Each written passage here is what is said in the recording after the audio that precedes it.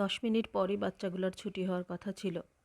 হয়তো অনেকেই ব্যাগ গুছিয়ে নিয়েছিল বাসায় যাওয়ার জন্য, কিন্তু জীবন থেকে যে তাদেরকে এভাবে ছুটি নিতে হবে কেই জানতো। গতকাল থেকে নিজের মনকে কিছুতেই বুঝ দিতে পারছি না, ঘুমাতে পারছি না।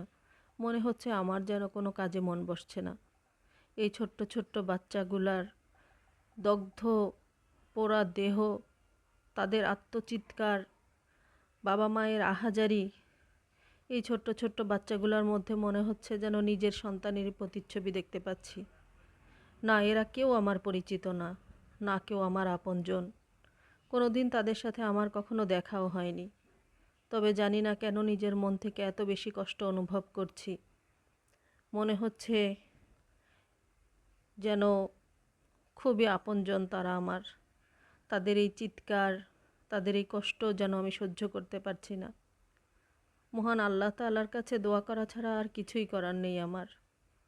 আল্লাহর কাছে দোয়া করি যে বাবা মায়েরা সন্তান হারিয়েছেন, হে আল্লাহ, তুমি তাদের ধৈর্য ধারণ করার তৌফিক দাও। আর যেই সব পোড়া বাচ্চারা হসপিটালে এখনও চিকিৎসাধীন অবস্থায় রয়েছে, হে আল্লাহ, তাদের কষ্টগুলোকে তুমি কমিয়ে দাও। আমার এই ক্ষুদ্র জায়গা থেকে আমার কিছুই করার নেই তোমার কাছে দোয়া করা ছাড়া। আর আমার এই ভিডিওর মাধ্যমে যারা শুনতে পাচ্ছেন তাদেরকে বলতে চাই, যে বাচ্চাগুলো এখনও জীবিত আছে, প্লিজ আপনারা অযথা হসপিটালে গিয়ে তাদের জীবনটাকে আরও দুর্বিষহ করে দিবেন না। তারা এখন খুবই সেনসিটিভ অবস্থায় আছে।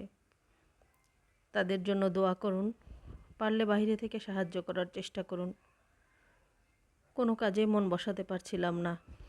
আজকে জাস্ট একটু রান্না করার দরকার, তাই রান্না করলাম। একটু গরুর মাংস ছিল, সেটাই কচুমুখি দিয়ে রান্না করেছি। জানি না কেমন স্বাদ হয়েছে বা কী, এইসব কিছুই ভালো লাগছে না। বারবার এই বাচ্চাগুলোকে দেখে মনে হচ্ছে যেন এরা আমারই সন্তান।